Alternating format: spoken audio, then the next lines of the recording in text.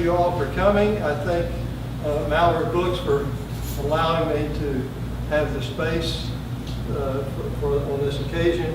It was an easy way to give the books away at one place. Of course, they're not making any money out of it, but that's why they're so generous in allowing me to do this. There are a few other books of mine that if you want to buy those from them, that would be good. Otherwise, don't worry about it, because Joe Bratcher is not worrying about it. So the occasion for putting this book together was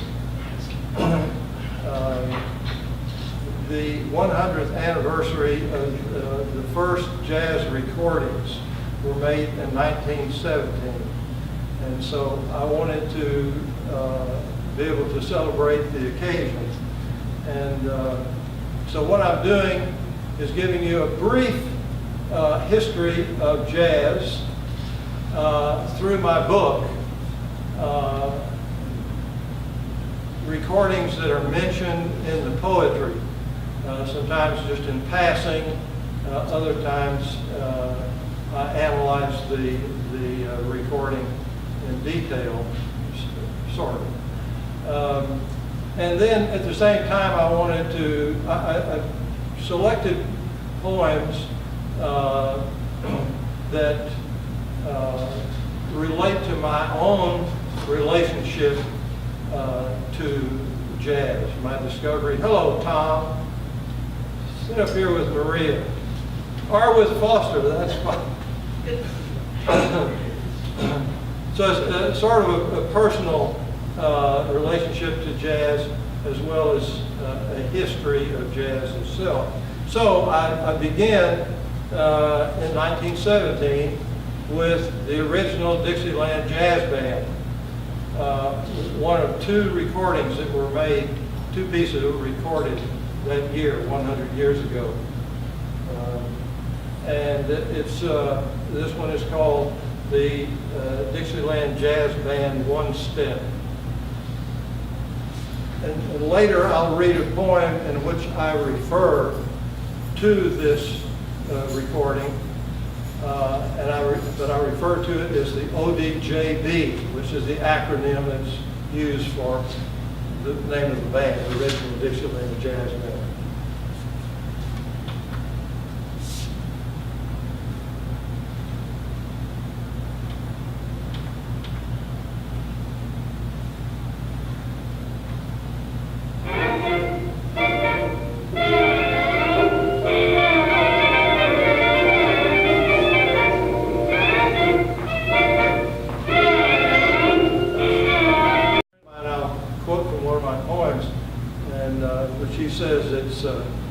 The same way every time, just keeps repeating.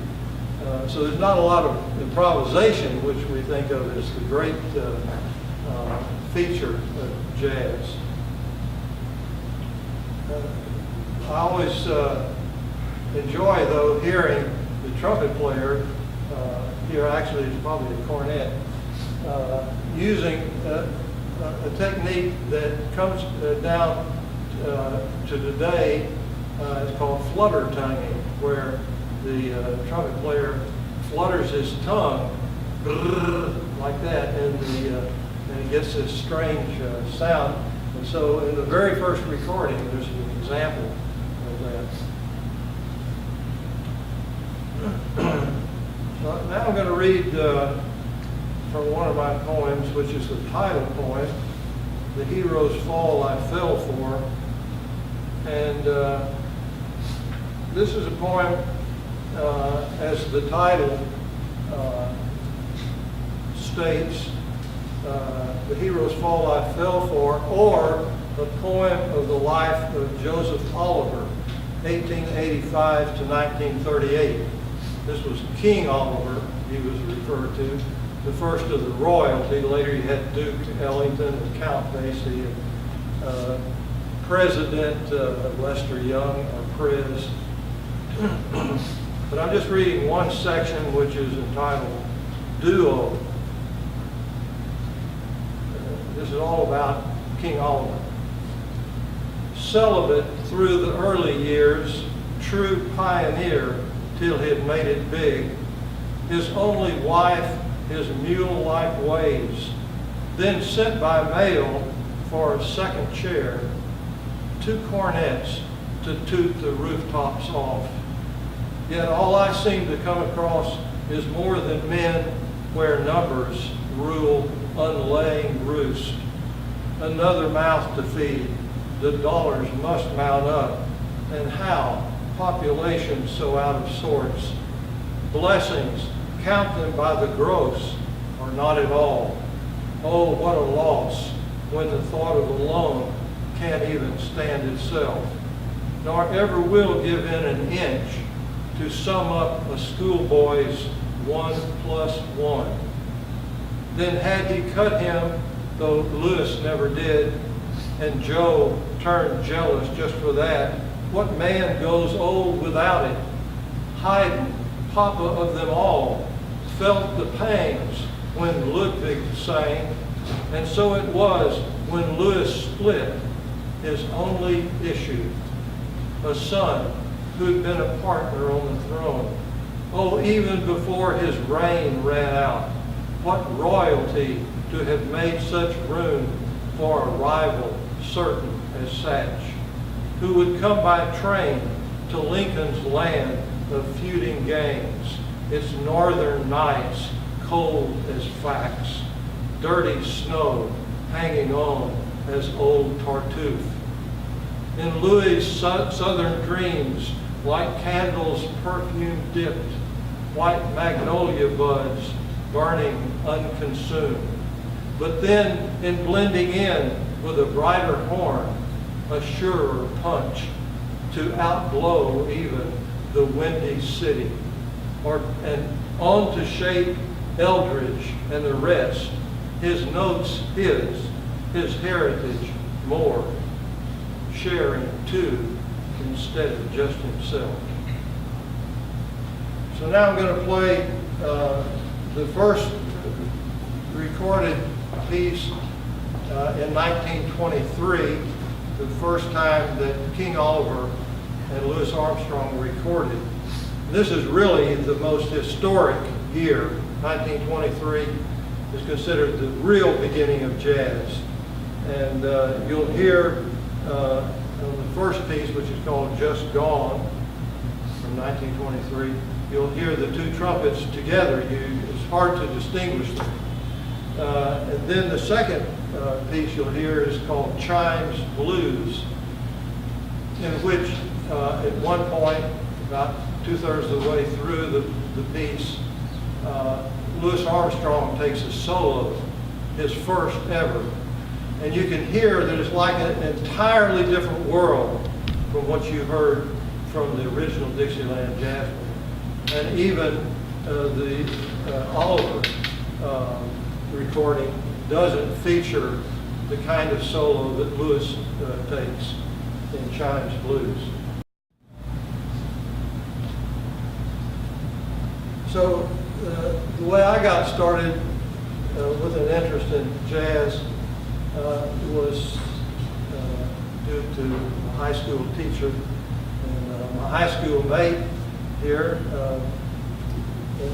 Jeanette Rollins of Adele. We were together in orchestra, so she knows the person I'm talking about. This was in Beaumont, and I've been thinking, of course, a lot about Beaumont lately with all the flooding there. But I only have good thoughts of Beaumont, and this is the reason. This is from Teachers at South Park High. Harold Meehan was famous for his mercurial Irish moods, slamming down in disgust a stubby baton on the stencil music stand when woods or strings missed his cue, not coming in on time. But then, on retuning a violin, he'd tell an anecdote, a joke on himself, the passion subdued, yet to rise again, all knew so well. followed by the deep regret, endeared him, at least to those placed him on a pedestal. For sounds he brought to life, Beethoven's first, Gershwin's Parisian horns, Diz and Berg, buying the Rugolo adventures in rhythm with school system funds, swing unheard till he had left his St. Louis home with bop in tow, scatting notes, spreading the word of syncopation, rehearsing for a sock hop Saturday night, those stock arrangements like Jersey Bounce, a far cry from pop tune rock by a swiveling pelvis students idolized, though dance of sin in the Bible Belt. His job saved by a superintendent's winking at his drinking, doing so a while, but had at last to fire him, who on his sax blew the young minds to jazz and classical. So I'm going to play a piece from that recording, Adventures in Rhythm, with the Pete Rugolo Orchestra. And it features it has two solos by baritone saxophonists. The first one is Jimmy Jufrey from Dallas, Texas. And then you'll also hear Maynard Ferguson playing really high screech trumpet notes, which I love. Switch books. This poem is not in the book. I could have included it, but I didn't think that it would be clear enough that the jazz relationship might not be so clear. It's from a poem called Music History. It's in 6 sections, and there are 2 sections from the poem in the book, in this book, but this one is not in there. When I went to college in Beaumont at Lamar, now Lamar University, it was Lamar State College of Technology. I majored in English the first semester just because somebody had said that would be a good, well-rounded major, and I didn't know what I was doing in college anyway, so it was all the same to me. And after the first semester, I made a B in English, but I made D's in sociology, geology, and German. And so I decided I needed to switch majors. So I started majoring in music because I'd taken a music theory class that first semester just for kicks, and I made an A in it, so I thought, well, I ought to get into music. So this poem is entitled Changing Majors. Converted barracks where day and night the practice rooms absorbed our sounds. The wood pulp walls where fists slammed through, scribbled with progressions and arrowed hearts. An army of music majors in daily drills, pitched battles of love and learning, decided by buzzing of lips. Butch Thomas, the hero whose pair of shoes I stole from the store where I sold, with never a twinge of regret, knowing him poor, the artist's plight, and recalling that orchestra pit with the opera workshops on Welden, the lights on our stands shaky and dim, the notes blurred worse when Mimi's coughing quit. Instead of minding my breath control, watched his embouchure as he blew whole tones, working on endurance once more, the lack of which would surely, we feared, hold him back as a pro. Admired the oval groove, mark on his mouth of a hard taskmaster, though sweetly cruel, as Petrarch knew. Disappearing at mid-semester, he returned without a word, barely in time for the band's planned tour to the Texas Valley and Monterey. where Montezuma took his revenge, and Gwen fell asleep in his lap.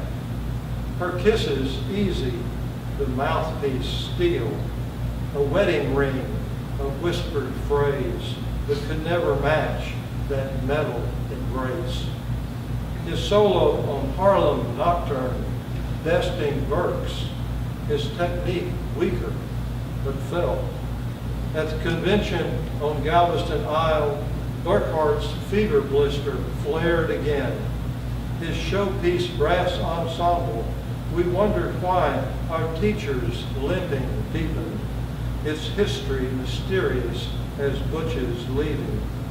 Catholic, a baby each year, he hiked a bum leg and a bootstrap gift. And yet it was he who persevered. Which prefer, a sensitive Butch or a resolute Burke?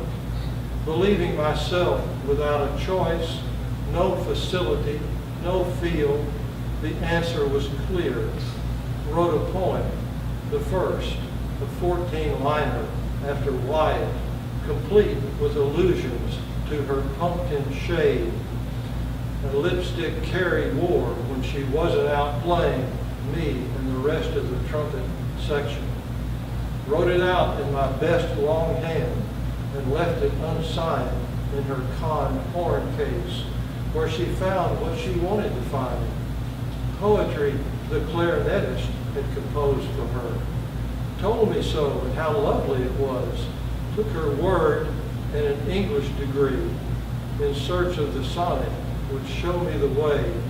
Practice halls breathe vital signs back in a sonata's defeat. How circles on mouths or fingers might serve as eternity's symbol. An image uttered deeper than dreams, and in lettered arms rocket to life, though never has it sounded the same.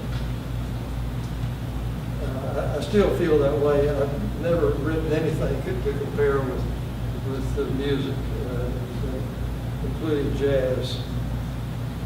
Well,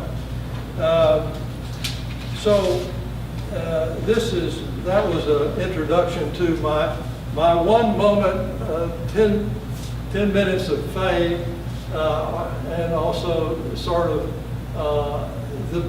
the pinnacle of my life, in a way, was when I played in the dance band during that first semester that I majored in music, and then the next semester went back to English where I belong. I guess I belong. So this is the dance band. It was called the Lamar Technicians in Beaumont, and so I'm there playing third chair trumpet.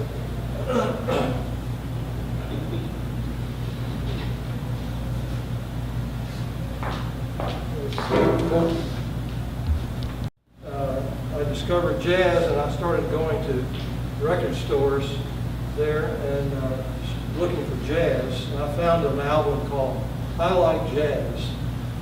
One of the most ironic things about it was on the front cover it had the photographs of all different kinds of people from all walks of life and professions.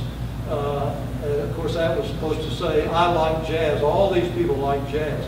The irony was there was not a single black in the photograph. Because this was 1955, 54 when they put out that, Columbia put out that recording. At any rate, on that recording I discovered Duke Ellington, Louis Armstrong, Brubeck was on there, I can't remember. I mean, it was just a lot of really incredible recordings.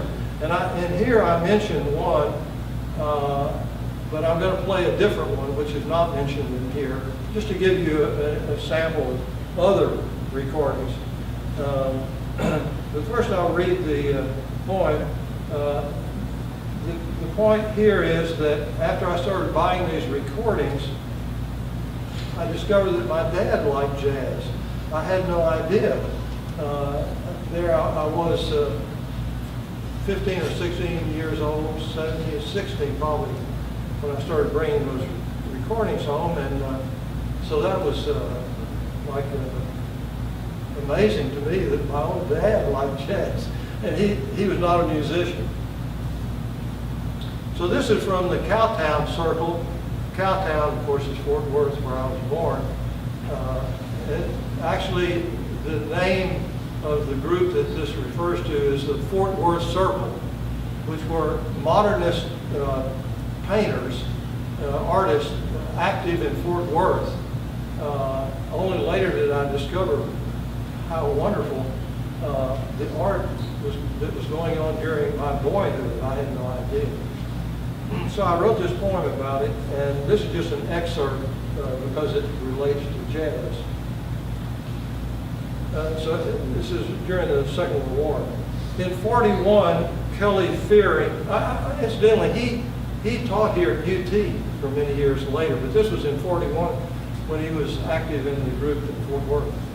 In 41, Kelly Fearing had in exploring an attic, found a shadeless lamp, its nude torso missing porcelain elbow to armpit the wires once held.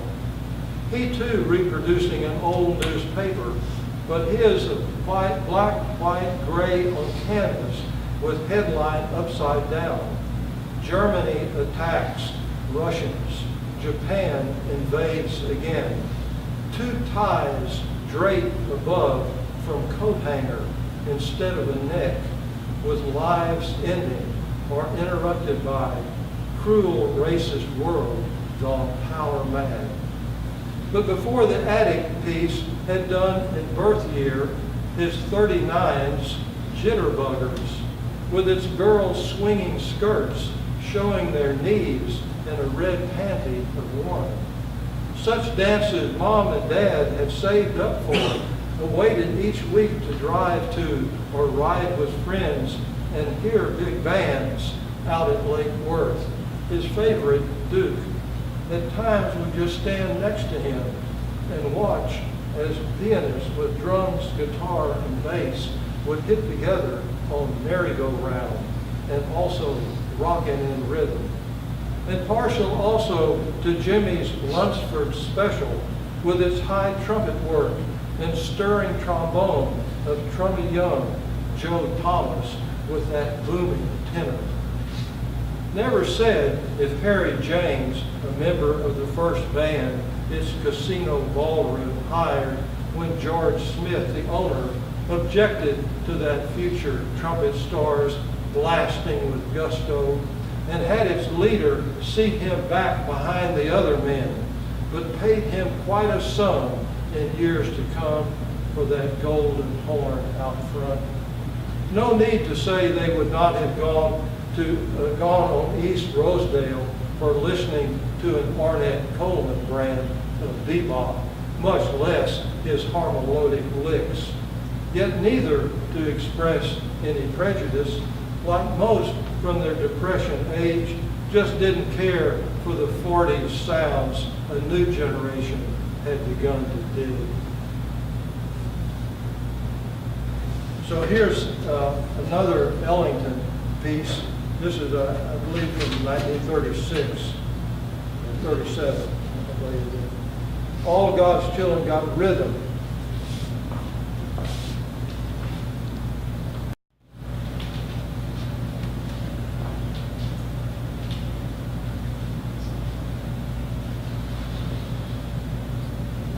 I just realized the other day that in this poem I'm talking about a place that used to be right over here at Guadalupe and 29th. It's called Shakeys Pizza Parlor. You ever know about that, Tom? Yeah. Yeah.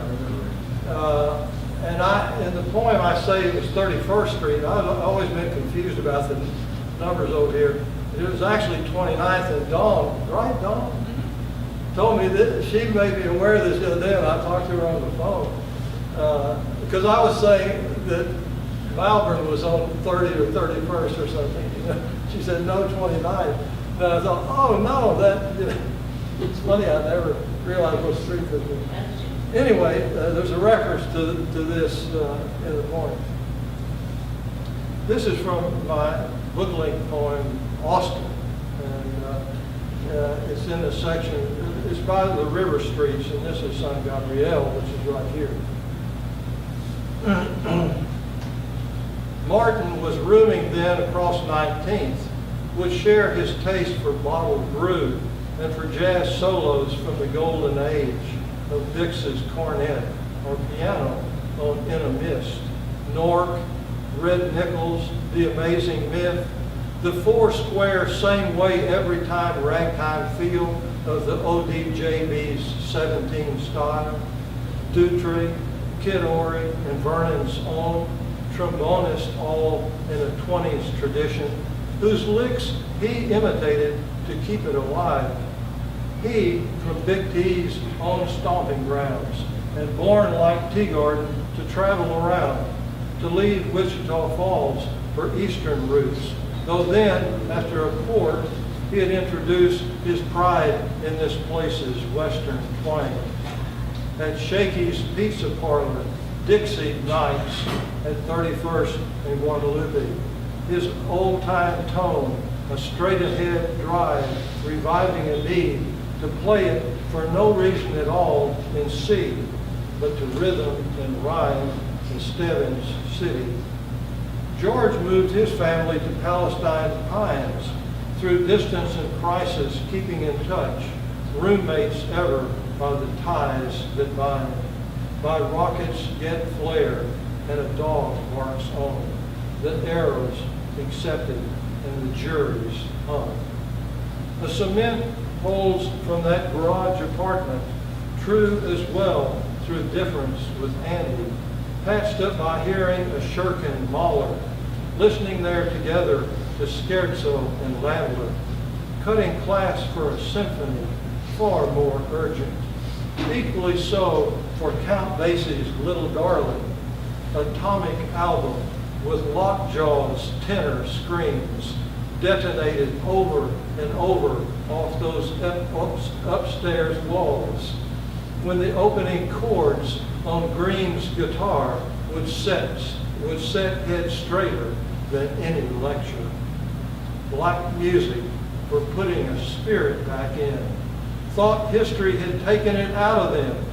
By then had surely done its damnedest.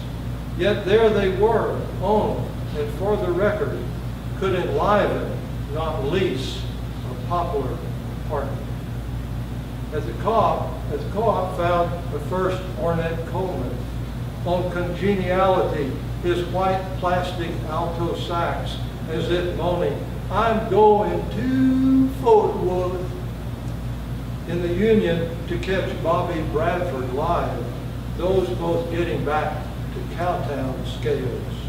In between on weekends, cleaned up the place when Andy would prepare a bohemian meal, wine and candlelight imitating a Puccini scene. Celebrated a piece written for Celeste and Strings, bought for the occasion a button-down shirt. Would buy one too, not to do the laundry, too busy composing to bother with does. His ideas brighter the later at night, slept till noon through a major quiz, hoped absence would somehow wash. The important thing to hear new works, professors mostly sticking the muds, had gone on repeating or giving it up. Above all else, would learn that lesson, even to flunk would never succumb. So I'm going to play just a snippet from Little Darling, which goes for 5 minutes. Just so you can hear the guitar, the opening chord or notes of the 3 different groups who performed at the North HEB. What's it called? It's not HEB. Central Market. Central Market. Yeah. So there were three different groups, and I wrote a poem about each one. One was Oliver Rajamani and his group, and the other one was some sort of wind band. And then this one is called New Orleans Jazz Band, which I thought was curious. The group is here in Austin. I don't know if they're still active. I haven't heard of since then, but that's what they call their group. So this is from Community Music Fest, New Orleans Jazz Band. Their retiree quintet at this third annual Austin event brings alive a city missed, even by those who have never witnessed its Fat Tuesday or its French Quarter Cafe, whose name gave birth to Tin Roof Blues. Their revival version, not their best, since short tonight their clarinetist, busy with a real estate deal. And yet the notes blown and banjoed render a tradition known round the globe. Heard here now as they all come marching in to That's a Plenty, a barn burner. Features the cornetist who started on his horn at the 6th grade center, later joined IBM, his embouchure in boyish shape as he rips, rings, and hits high C right on the money, as did before him legendary Bix. More for love of it than any tips. The trombonist, too, with his instrument of valve slide combination. For other gigs, wails on his mean bass trumpet, a Bach Stradivarius, the same brand as side-tooth glue in Herman's 1950s herd, and with Richie Kamuka on his tenor sax in that West Coast style of jazz. But can tell this is Dixieland by the old guy's washboard cowbell cymbal all rolled into one, his feet dancing as fingers drive the beat, while the tuba player with on his shoulder his helicon, the hell you say, humps away as in those slow parades to the Crescent City grave, on the way back, swinging out with, oh, didn't he fly, the ghost flown to join, as mourners then believed, and some still do, a heavenly host will sing, as Louis did when soul comes home.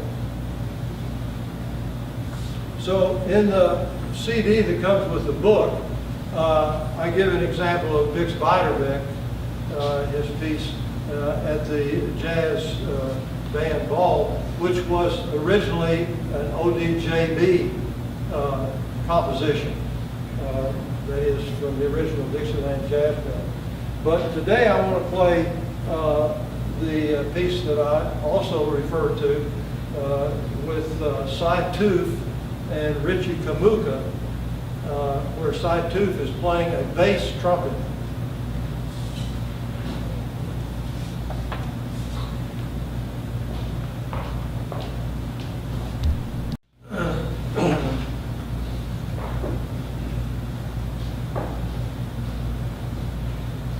I meant to mention before I played that last piece that the saxophonist is very influenced by the great tenor saxophonist Lester Young. Those of you that know jazz will recognize that fact. This piece is called Boathouse Grill, and I'll say something about it after I finish reading it. Boathouse Grill. On Friday nights, it features Yo Gadjo, Slim Richie's trio, at its family-style gravel-floored venue, with 2 holes in its corrugated roof live oaks grow up through, while from its ceiling hangs an entire canoe, and near it a fake netted trout, a taxidermic reel on the entrance wall, and on its north a trophy next to oars and life preservers with outdoor motors leaning along a facing wooden ledge beside a stage of planks barely raised with on it amps, mics, and the instruments already tuned for couples below sit on green picnic benches have come to eat to Western swing. The food, as ever, catfish, burgers, and fries, and corn dogs for all the kids. For the grown-ups, young and old, Bock Shiner beers. Sip as now Django Porter, in his black and gray toboggan, begins to twang Reinhardt's Swing 42, his gypsy namesake's hot club piece from World War II, in tandem with his leader, who's all decked out in blue jean pants, Hawaiian shirt, black white banded hat, matching two-tone shoes, his white wispy beard reaching not quite down to his palm tree shirt as he strums chords and peers at the shaking heads through his glitter-rimmed woman's glasses. And now, on all 5 strings, he rings out, "It don't mean a thing if it ain't got that swing," then follows it with, "There will never be another you," as Francie Mojo, his barefoot mate, keeps the beat on upright bass while letting out a jubilant yell as the clientele pat their feet on pebbles from a creek bottom or stream-fed lake, their children breaking into delighted dance when then, with the grateful tips their parents have sent, they drop them into the minnow bucket of this fisherman's dream.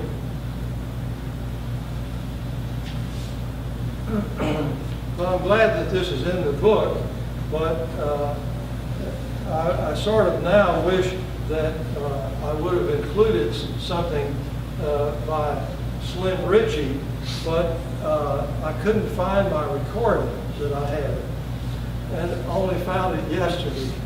So I'm going to play it for you today. It's just an example of his work. This is a piece called "I Found a New Baby," and along with Slim Ritchie on guitar, who I discovered, I wanted to get a copy of this poem to him for a long time. I never could find where he was. And now, this time when I tried, I discovered he died in 2015. And I wrote this poem before that. But I was able to send a copy to Django Porter, who's living out by Marble Falls. At any rate, on this particular recording, there's a trumpet player. It wasn't, of course, it was just a trio before. This is a different group, has a trombone and trumpet. And the trumpet is Martin Banks, who was born in Austin in 1936.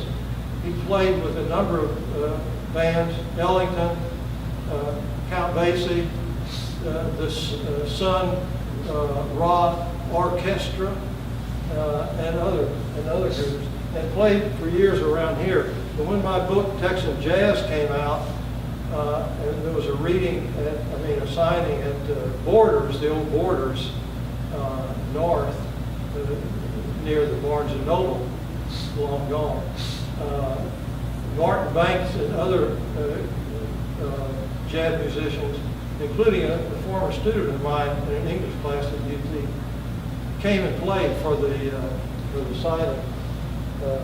Anyway, he's on here too, and I want to play this for you. I found it. And then I just have one more to get out of the here.